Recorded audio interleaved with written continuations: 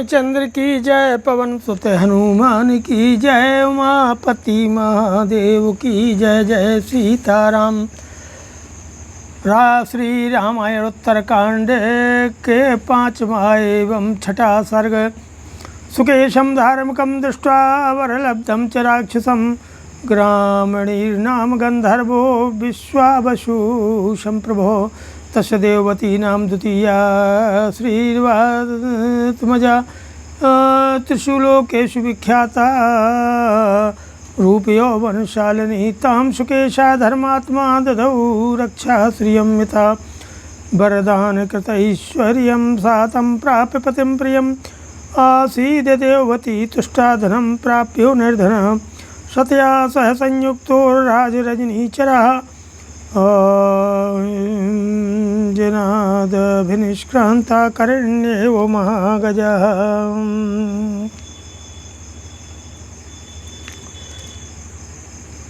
ओम ततः काले सुकेशस्तु जनयामास राघव, त्रीन् पुत्रान् जनयामास त्रेताग्निशं विग्रहान्।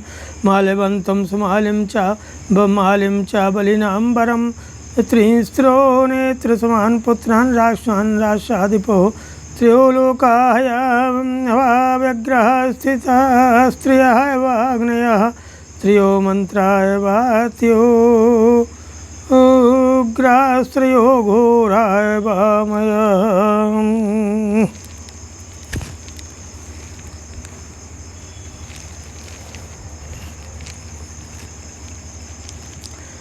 अगस्त जी कहते हैं कि हे रघुनंदन, इसके बाद एक दिन विश्वावसु के समान तेजस्वी ग्रामणी नामक गंधर्व ने राक्षस सुकेश को धर्मात्मा तथा बरप्रात वैभव से संपन्न देख अपनी देववती नामक कन्या का उसके साथ विवाह कर दिया। वह कन्या दूसरी लक्ष्मी के समान दिव्य रूप और यौवन से शोभित एवं तीनों लोकों में विख्यात थी। धर्मात्मा ग्रामणी ने राक्षसों की मूर्तिमती राजलक्ष्मी के समान देववती का हाथ सुकेश के हाथ में दे दिया। वरदान में मिले हुए ऐश्वर्य से संपन्न प्रियतम पति को पा करके देववती बहुत संतुष्ट हुई, मानो किसी निर्धन को धन की राशि मिल गई हो। जैसे अंजन नामक दिग्गज से उत्पन्न कोई महान गज किसी यत्नी के साथ शोभा पा रहा हो, उसी तरह वह राक्षस गंधर्व कन्या देववती के साथ रह करके अधिक शोभा पाने लगा।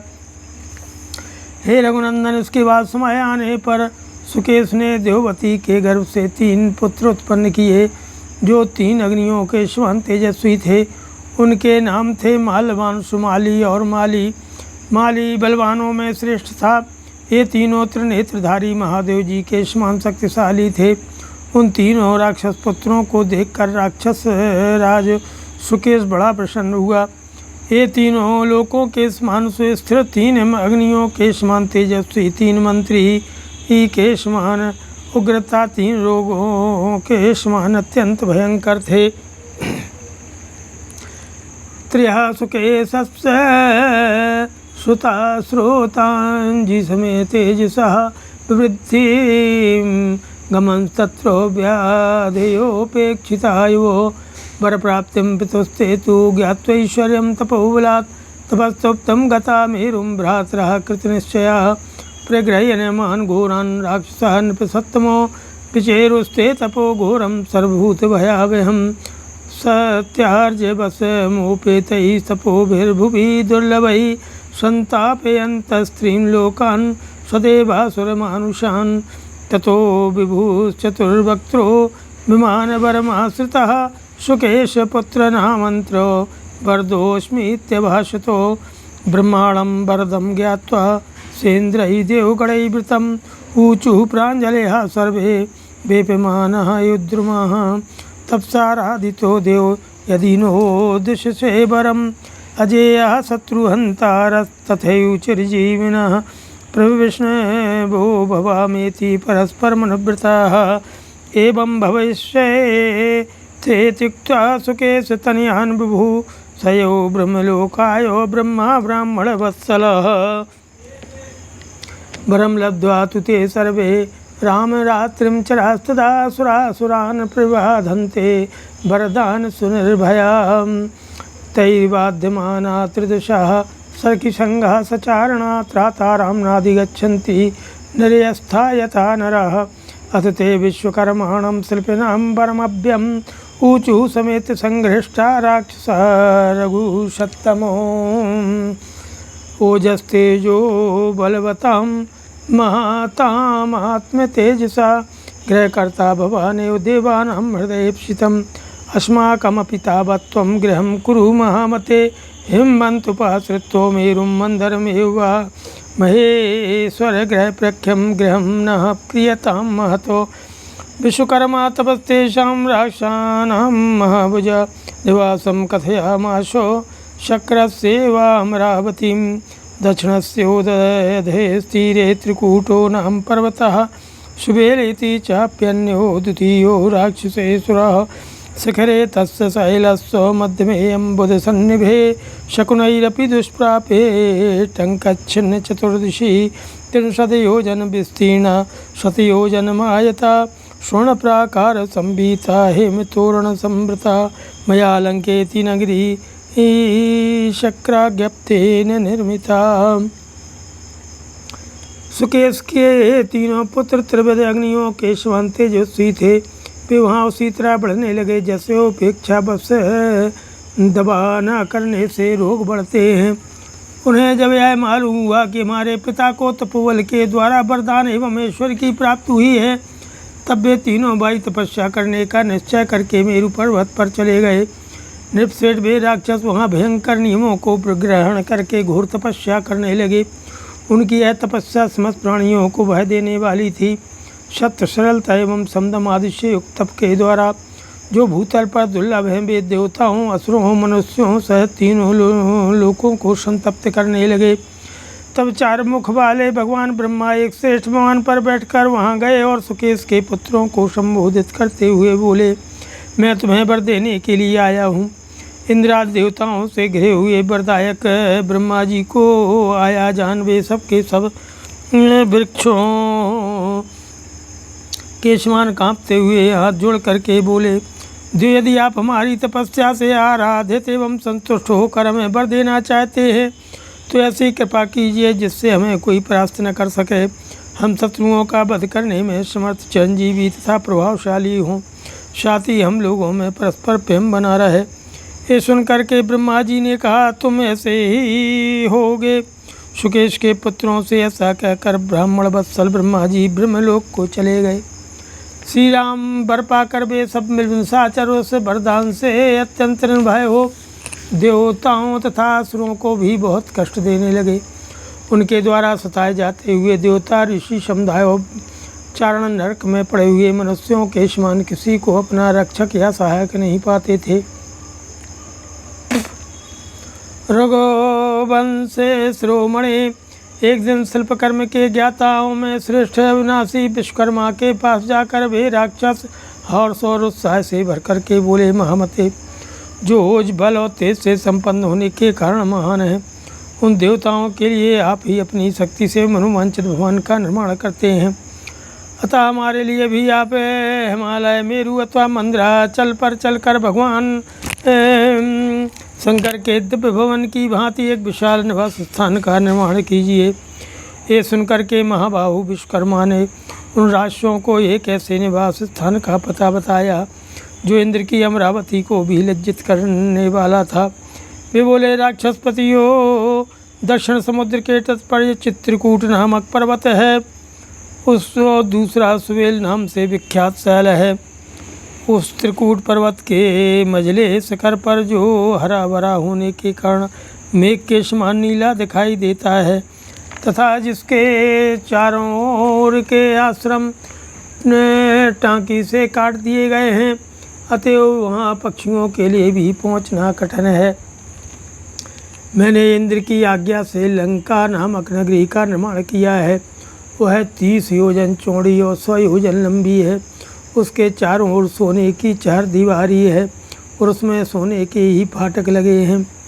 तस्याम वसत दुर्धर्षाम यूयम राक्षस पुंगवाः अमरावतीं समासाद्यो सेन्द्रायो दिवौक्षः लंका दुर्गम समासाद्यो राक्षसैर्बहुभिर्वृता भविष्यत दुराधर्षा शत्रूणां शत्रुसूदनां विश्वकर्मवचः श्रुत्वा ततस्ते राक्षसोत्तमा सहस्रानुचरा भूत्वा गत्वा तां वसन् पुरीं द्रोणप्राकारे परिखां हे मयि गृहस्थैर्वृतां लङ्कामवाप्य ते दृष्ट्वा निवसन् रजनीचरा एतस्मिन्नेव काले तु यथा कामं चरागवो नर्मदा नाम गन्धर्वीय बभूव तस्याः कन्या त्रयं ह्यासीत् ध्रीश्रीकीर्तिसमुद्धृतिः ज्येष्ठक्रमेण सा तेषां राक्षसानां राक्षसी कन्यास्ता प्रददौ हृष्टा पूर्णचन्दनभानना त्रयाणां राजेन्द्राणां तिस्रो गन्धर्वकन्यकः दत्ता मात्रा महाभागा नक्षत्रे भगदयुतैः कृतदारस्तु ते रामो शुकेशतनयास्तदा चिक्रीडुः सह भार्याभिरप्सरोभिर्यमरः ततो मालवतो भार्यां सुन्दरीनां सुन्दरी सतस्यां जनयामास यदपत्यं निबोध ततो वज्रमुष्टिविरूपाक्षो दुर्मुखश्चैव राक्षसो सुप्तग्नो यज्ञकोपश्च प्रतोन्मत्तौ तथैव च ॐ अनला चाभवत् कन्या सुन्दर्यां राम सुन्दरी सुमालिनोऽपि भार्यासीत् पूर्णचन्द्रनभानना नाम्ना केतुमती रामो प्राणेभ्योऽपि गरीयसी सुमाली जनयामाशोऽप्यदपत्यं निशाचरो केतुमत्यां महाराजो तन्निबोधानुपूर्वशः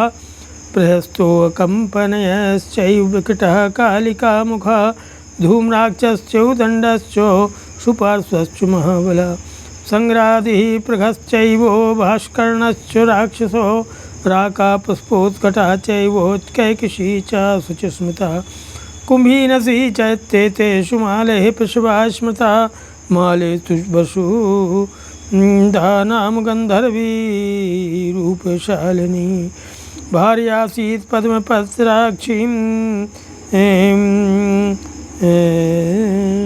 साक्षी यक्षीवरूपमा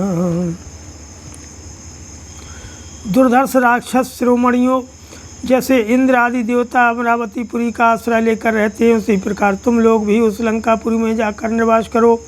शत्रुसूदन वीरों लंका के दुर्ग का आश्रय लेकर के बहुत से राक्षसों के साथ जब तुम निवास करोगे उस समय शत्रुओं के लिए तुम पर विजय पाना अत्यंत कठिन होगा। विश्वकर्मा की ये बात सुन करके वे श्रेष्ठ राक्षस सहस्त्रों अनुचरों के साथ उस पुरी में जाकर बस गए। उसकी खाई और चारदीवारी बड़ी मजबूत बनी थी। सोने के सैकड़ों महल उस नगरी की शोभा बढ़ा रहे थे। उस लंकापुरी में पहुंचकर वे निशाचर बड़े हर्ष के साथ वहां रहने लगे। हे रघुनंदन श्री राम, इन्हीं दिनों नर्मदा नाम की एक गंधर्वी थी। उसके 3 कन्याएं हुईं जो ह्रीं श्रीं और कीर्ति के नाम से शोभा संपन्न थीं। इनकी माता यद्यपि राक्षसी नहीं थीं तो भी उसने अपने रुचि के अनुसार सुकेश के उन 3 राक्षस जाति पुत्रों के साथ अपनी कन्याओं का ज्येष्ठ आदि अवस्था के अनुसार विवाह कर दिया। वे कन्याएं बहुत प्रसन्न थीं। उनके मुख पूर्ण चंद्रमा के समान मनोहर थे। माता नर्मदा ने उत्तरा फाल्गुनी नक्षत्र में उन 3 महाभागवती गंधर्व कन्याओं को उन 3 राक्षस राजों के हाथ में दे दिया। हे श्री राम, जैसे देवता अप्सराओं के साथ क्रीड़ा करते हैं उसी प्रकार सुकेश के पुत्र विवाह के बाद अपनी उन पत्नियों के साथ रहकर लौकिक सुख का उपभोग करने लगे। उनमें मालवान की स्त्री का नाम सुंदरी था। वह अपने नाम के अनुरूप ही परम सुंदरी थी। मालवान ने उसके गर्भ में जिन संतानों को जन्म दिया उन्हें बता रहा हूँ, सुनिए। वज्रमुष्टि विरूपाक्ष राक्षस दुर्मुख सुप्ताग्न यज्ञकोश यज्ञ और उन्मत्त 7 पुत्र थे। श्री राम इनके अतिरिक्त सुंदरी के गर्भ से अनला नाम वाली एक सुंदरी कन्या भी उत्पन्न हुई थी। शुमाली की पत्नी भी बड़ी सुंदर थी। उसका मुख पूर्ण चंद्रमा के समान मनोहर और नाम केतुमती था। शुमाली को वह प्राणों से भी अधिक प्रिय थी। महाराज निशाचर शुमाली ने केतुमती के गर्भ से जो संतान उत्पन्न की थी उनका भी क्रमशः परिचय दिया जा रहा है, सुनिए। प्रहस्य कंपन विकट कालिका मुख धूम्राक्ष दंड महाबली सुपार्श्व संग्रादि प्रभस तथा राक्षस भाष्यकर्ण ये शुमाली के पुत्र थे और राका पुष्पोत्कटा के किसी और कुंभी नशी ये 4 पवित्र मुस्कान वाली उनकी कन्याएं थीं। ये सब शुमाली की संतान बताई गई हैं। माली की पत्नी गंधर्व कन्या वसुधा थी जो अपने रूप सौंदर्य से शोभित होती थी। उसके नेत्र प्रफुल्ल कमल के समान विशाल एवं सुंदर थे। वह श्रेष्ठ यक्ष पत्नियों के समान सुंदर थी। शुमानेरनुजस्तस्यां जनियामास यत्प्रभो अपत्यं कथ्यमानं तु मया तं शृणु राघवो अनलश्चानलश्चैवो हरा सम्पातिरेव च एते विभीषण मात्या मालेयास्ते निशाचरा तथा सुते राचस्पङ्गवा स्त्रियो निशाचरैः पुत्रशतैश्च संवृताः सुरान् सहेन्द्रान् ऋषीनागयक्षान् पवाधिरेतान् बहुवीर्यदर्पिता जगद्भ्रमन्तो अनिलबद दुराशदारणेषु मृत्यु प्रतिमान तेजसः वरप्रदानादपि गर्भता विषम कृतुक्रियाणां प्रशमंकरा सदा। हे प्रभु रघुनंदन, शुमाली के छोटे भाई माली के वसुधा के गर्भ से जो संतति उत्पन्न की थी उसका मैं वर्णन कर रहा हूँ, आप सुनिए। अनल अनिल हर और संपाति ये 4 निशाचर माली के ही पुत्र थे जो इस समय विभीषण के मंत्री हैं। माल्यवान आदि 3 श्रेष्ठ राक्षस अपने सैकड़ों पुत्रों तथा अन्य निशाचरों के साथ रहकर अपने बाहुबल के अभिमान से युक्त हो इंद्रादि देवताओं ऋषियों नागों तथा यक्षों को पीड़ा देने लगे। वे वायु की भांति सारे संसार में विचरने वाले थे। युद्ध में उन्हें जीतना बहुत ही कठिन था। वे मृत्यु के तुल्य तेजस्वी थे। वरदान मिल जाने से भी उनका घमंड बहुत बढ़ गया था। वे यज्ञादि क्रियाओं का सदा अत्यंत विनाश किया करते थे। अतः सहस्रगः नमः। तैर्वध्यमाना देवाश्च ऋषयश्च तपोधना वयार्था शरणं जगमुर्देव देवं महेश्वरं जगत्सृष्ट्यन्त्यकर्तारं व्यक्तरूपिणम् आधारं सुलोकानाम् आराध्यं परमं गुरुं ते समेत तु कामार्यं त्रिपुरारिं त्रिलोचनम् ऊचु प्राञ्जलिर्यो देवा भय गद भाषिणः सुकेशा पुत्रैः भगवान् पितामह परोद्धतैः प्रजाध्यक्षो प्रजा सर्वा बाध्यन्ते रुपुबाधनैः शरण्यानि याश्रमाणि कृतानि च खर्गाश्च देवान् पृच्छाभ्य सर्वे क्रीडन्ति देवतो अहं विष्णुहं रुद्रो ब्रह्माहं देवराडहम् अहं यमश्च वरुणश्चन्द्रोऽहं रविरप्यहम् इति माली सुमाली च माल्यांश्च राक्षसा बाधन्ते समरोद्धर्षा ये च तेषां पुरःसर तन्नो देव भयार्तानाम् अभयं दातुमर्हसि अश्वं वपुरास्थाय जहि वै देवकण्टकान् इत्युक्तस्तु सुरैः सर्वैः कपर्दी नीललोहिता सुकेशं प्रति सापेक्षा प्राय देवगणान् प्रभु।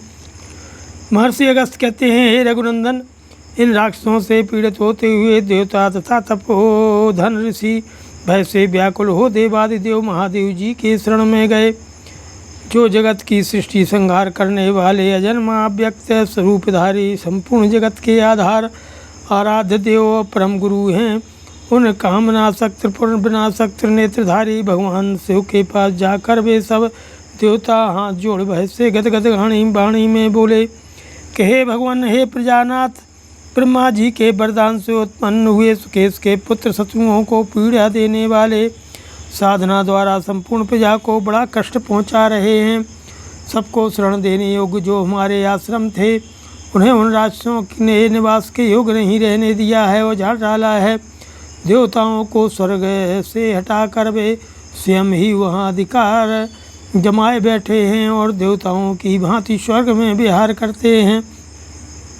माली, सुमाली और मालवान ये तीनों राक्षस कहते हैं, मैं ही विष्णु, मैं ही रुद्र हूँ, मैं ही ब्रह्मा हूँ था, मैं ही देवराज, इंद्र, यमराज, वरुण, चंद्रमा और सूर्य हैं।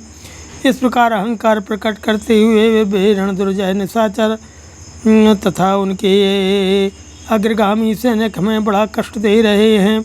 हे देव, उनके भय से हम बहुत घबराए हुए हैं, इसलिए आप हमें अभयदान दीजिए तथा रुद्र रूप धारण करके देवताओं के लिए कंटक बने हुए उन राक्षसों का संहार कीजिए।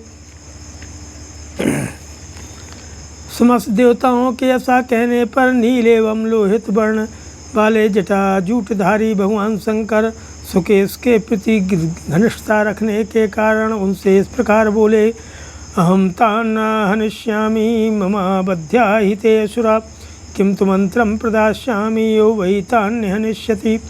एतमेव समुद्योगं पुरस्कृत्य महर्षयः गच्छध्वं शरणं विष्णुं हनिष्यति शतान् प्रभुः।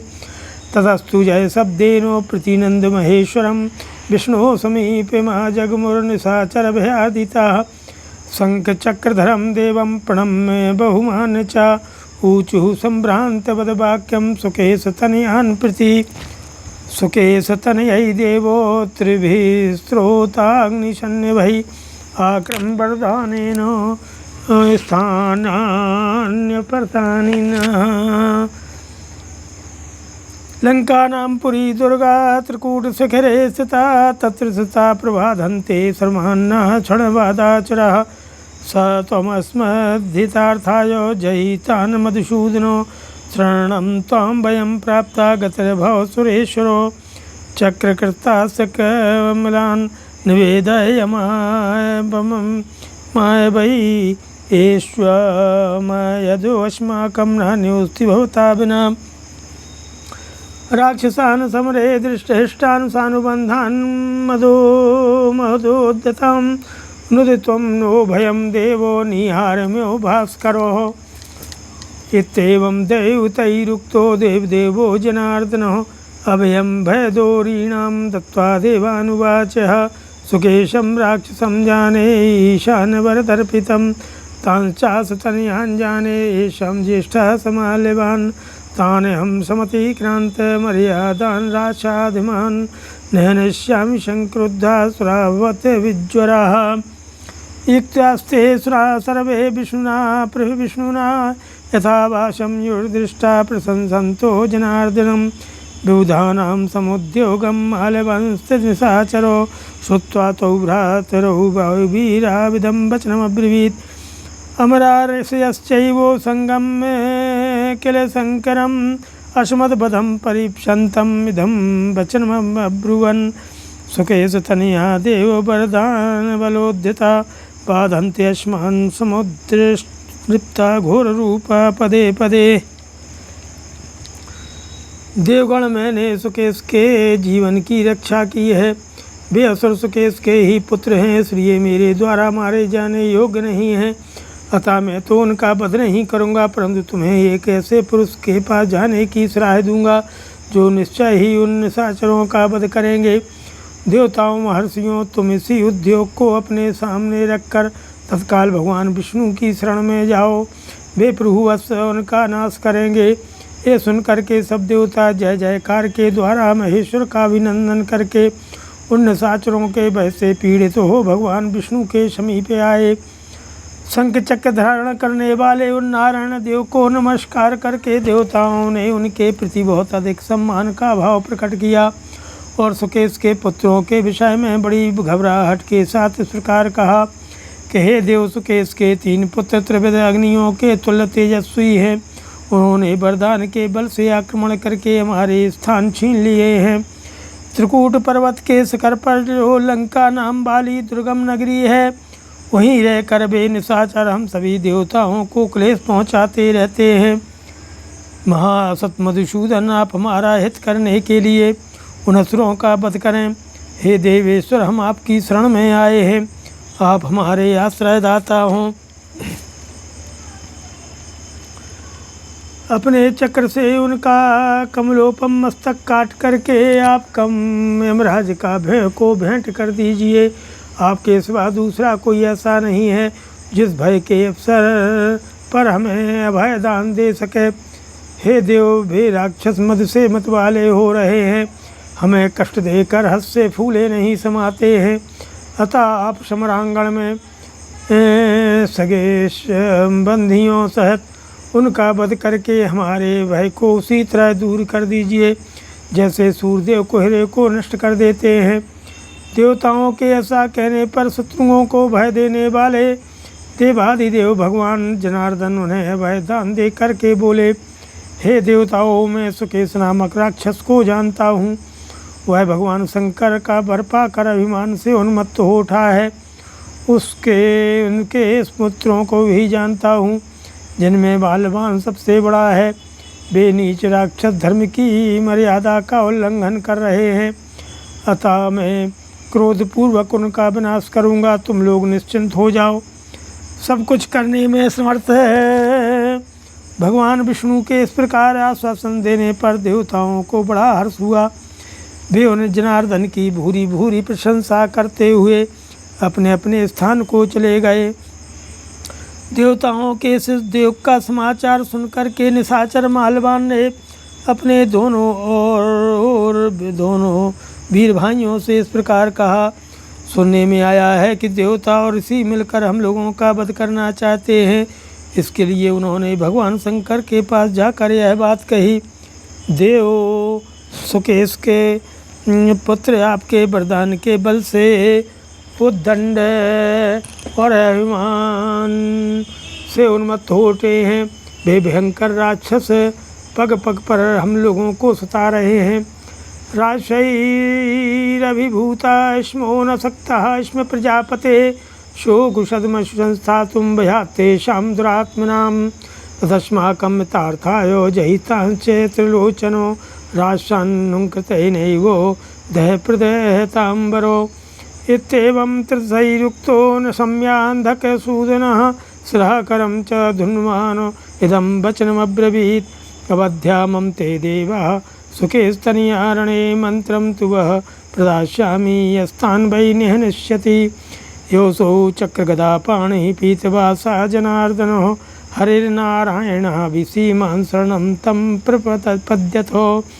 हरादवाप्यते मन्त्रं कामारिमभिवद्वाद्य च नारायणालयं प्राप्यो तस्मै सर्वं निवेदयनो। ततो नारायणेनोक्ता देवा इन्द्रपुरोगमः सुरारींस्तान् हनिष्यामि सुरा भक्तिर्निर्भया। देवानां भयभीतानां हरिणां राक्षसर्षभौ प्रतिज्ञातो वधोऽस्माकं चिन्त्यतां यदि क्षमम्। हिरण्यकशिपोर्मृत्युरत्येकां च सुरद्विषां नमुचिं कालनेमिश्च संघ्रादो वीरशत्तमः। राधेयो बहुमायी च लोकपालोऽथ धार्मिकाः यमलार्जुनौ च हार्दिक्या शुम्भश्चैव निशुम्भकाः। असुरादानवाश्चैव सत्त्ववन्तो महाबला सर्वे समरमासाद्यो न श्रूयन्ते अपराजिताः। सर्वैः कृतुसतैरिष्टं सर्वं मायाविदस्तथा सर्वं सर्वास्त्रकुशलाः सर्वे शत्रुभयङ्करा। नारायणेन नेता शतशोथसहस्रशः एतज्ज्ञात्वा तु सर्वेषां क्षमं कर्तुमिहारतो। दुःखं नारायणं जेतुं यो नो हन्तुमिच्छति। तथा शुमाली माली च श्रुत्वा माल्यवतो वचः पूजितुर्भ्रातरं ज्येष्ठमश्विना व्योवाशिवं।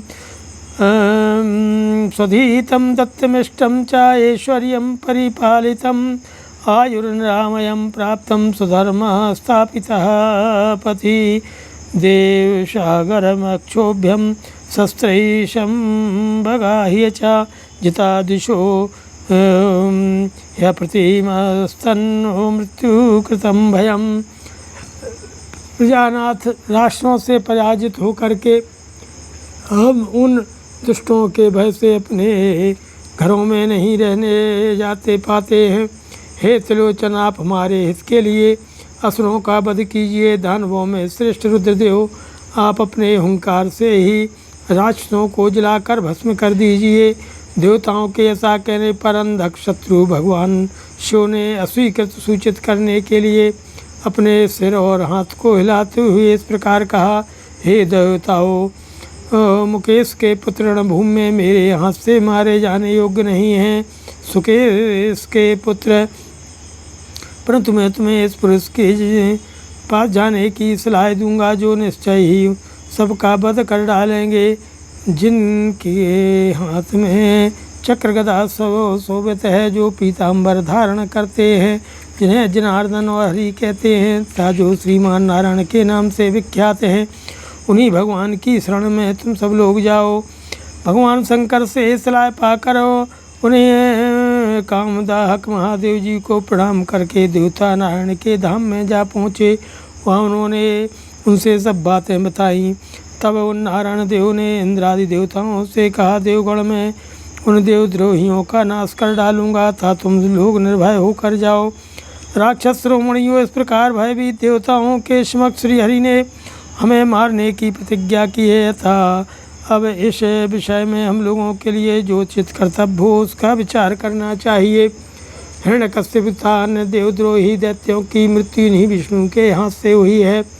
नमुची काल नेमि वीर शिरोमणि संग्राद, नाना प्रकार की माया जानने वाला राधे धर्मनिष्ठ लोकपाल यमल अर्जुन हार्दिक के शंभ और नृशंभादि महाबली शक्तिशाली समस्त असुर और दानव समर भूमि में भगवान विष्णु का सामना करके पराजित न हुए हों, ऐसा नहीं सुना जाता। उन सभी असुरों ने सैकड़ों यज्ञ किए थे, वे सबके सब माया जानते थे, सभी संपूर्ण अस्त्रों में कुशल तथा शत्रुओं के लिए भयंकर थे। ऐसे सैकड़ों और हजारों असुरों को नारायण देव ने मौत के घाट उतार दिया है। इस बात को जान करके हम सबके लिए जो उचित कर्तव्य हो वही करना चाहिए। जो नारायण देव हमारा वध करना चाहते हैं उन्हें जीतना अत्यंत दुष्कर कार्य है। भगवान माल्यवान की बात सुन करके सुमाली और माली अपने उस बड़े भाई से इस प्रकार बोले, जैसे दोनों अश्विनी कुमार देवराज इंद्र से वार्तालाप कर रहे हों। वे बोले, राक्षस राज, हम लोगों ने स्वाध्याय दान और यज्ञ किए हैं, ऐश्वर्य की रक्षा तथा उसका भोग भी किया है। हमें रोग व्याधि से रहित आयु प्राप्त हुई है और हमसे कर्तव्य मार्ग में उत्तम धर्म की स्थापना की है।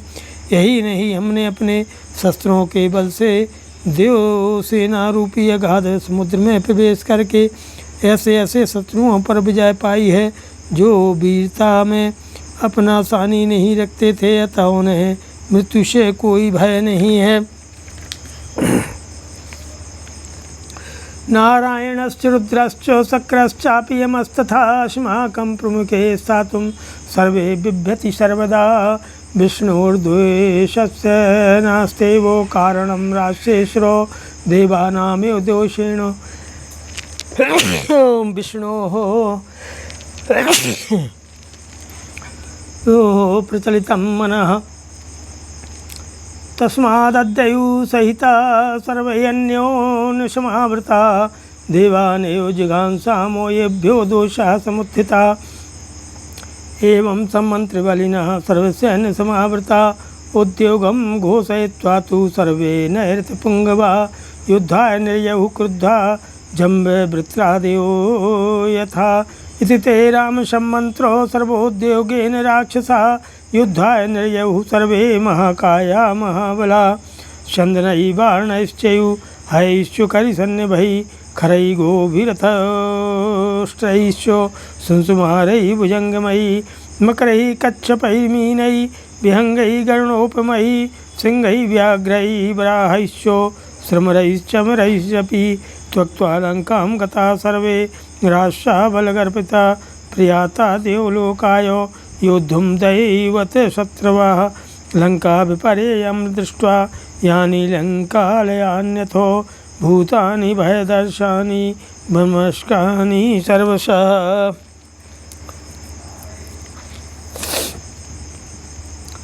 नारायण, रुद्र, इंद्र तथा यमराज ही क्यों न हो, सभी सदा हमारे सामने खड़े होने में डरते हैं। राशेश्वर विष्णु के मन में भी हमारे प्रति द्वेष का कोई कारण तो नहीं है, क्योंकि हमने उनका कोई अपराध नहीं किया है। केवल देवताओं के चुगली खाने से उनका मन हमारी ओर से फिर गया है। इसलिए हम सब लोग एकत्र होकर के एक दूसरे की रक्षा करते हुए साथ साथ चलें और आज ही देवताओं का वध कर डालने की चेष्टा करें, जिसके कारण यह उपद्रव खड़ा हुआ है। ऐसा निश्चय करके उन सभी महाबली राक्षसपतियों ने युद्ध के लिए अपने उद्योग की घोषणा कर दी और समूची सेना साथ ले जम्ब एवं भृत्य आदि की भांति कुपित हो गए युद्ध के लिए निकले। हे श्री राम, पूर्वोक्त मंत्रणा करके उन सभी महाबली विशालकाय राशियों ने पूरी तैयारी की और युद्ध के लिए कूच कर दिया। अपने बल का घमंड रखने वाले वे समस्त देवद्रोही राक्षस रथ, हाथी जैसे घोड़े, गधे, बैल, ऊँट, शिशुमार, सर्प, मगर, कछुआ, मत्स्य, गरुण तुल्य पक्षी, सिंह, बाघ, सुअर, मृग और नीलगाय आदि वाहनों पर सवार होकर के लंका छोड़ करके युद्ध के लिए देवलोक की ओर चल दिए। लंका में रहने वाले जो प्राणी अथवा ग्राम देवता आदि थे, वे सब अपशकुन आदि के द्वारा लंका के भावी विध्वंस को देखकर भय का अनुभव करते हुए मन ही मन खिन्न हो उठे। के रथोत्तमैरूह्यमाना सतसोत्तमः सहस्रशः प्रयाता राक्षसास्तूणं देवलोकं प्रयत्नतः राक्षसामेव मार्गेण दैवतान्यापचक्रमुः भौमाश्चैवान्तरिक्षाश्च कालज्ञप्ता भयावह उत्पाता राक्षसेन्द्राणां भावाय समुत्थिताः अस्तीनि मेघाबृखुरूणं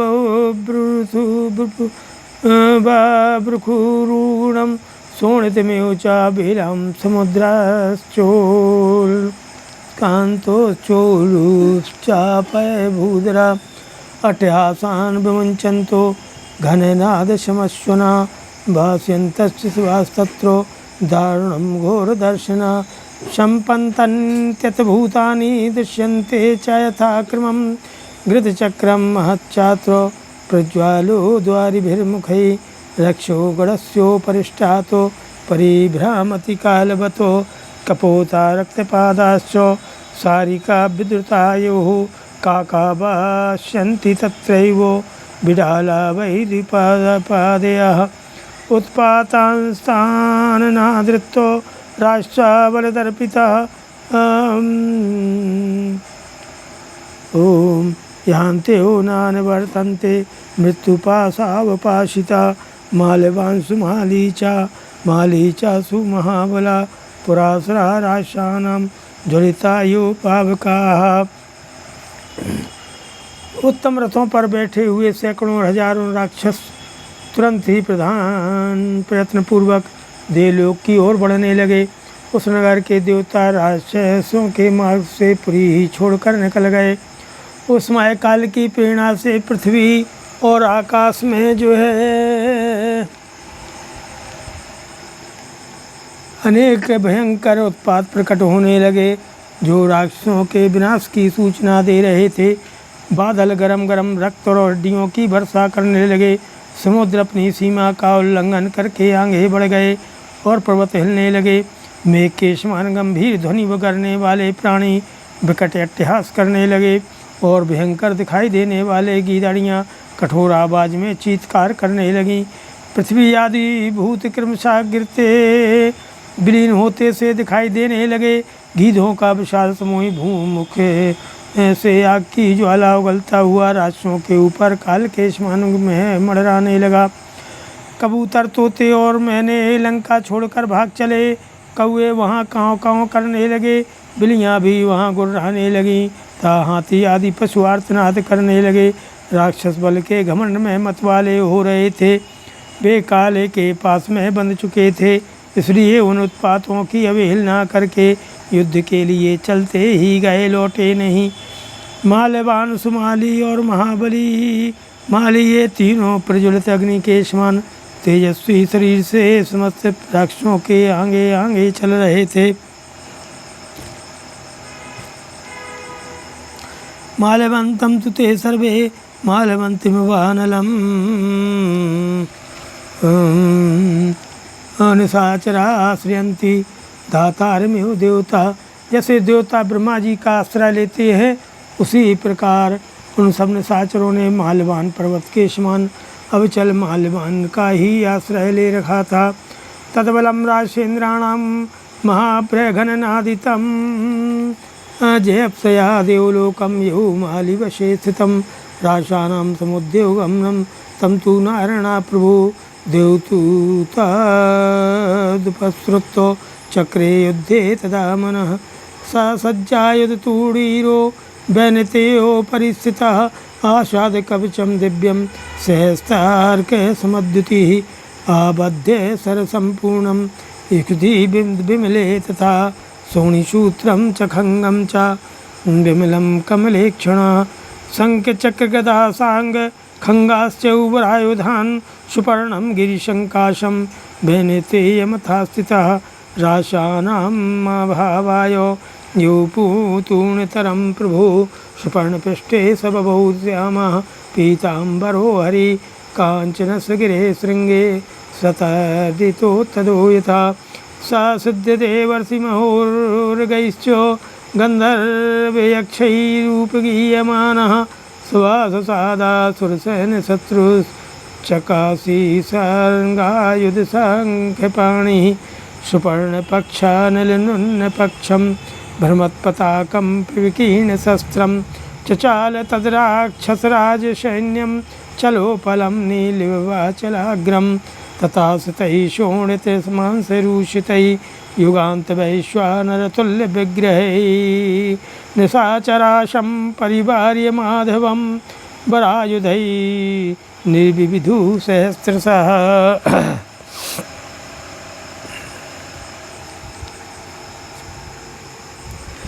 राक्षसों की वह सेना महान मेघों की गर्जना के समान कोलाहल करती हुई विजय पाने की इच्छा से देवलोक की ओर बढ़ती जा रही थी।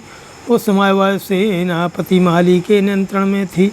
देवताओं के दूत से राक्षसों के उस युद्ध विषयक उद्योग की बात सुन करके भगवान नारायण ने भी युद्ध करने का विचार किया।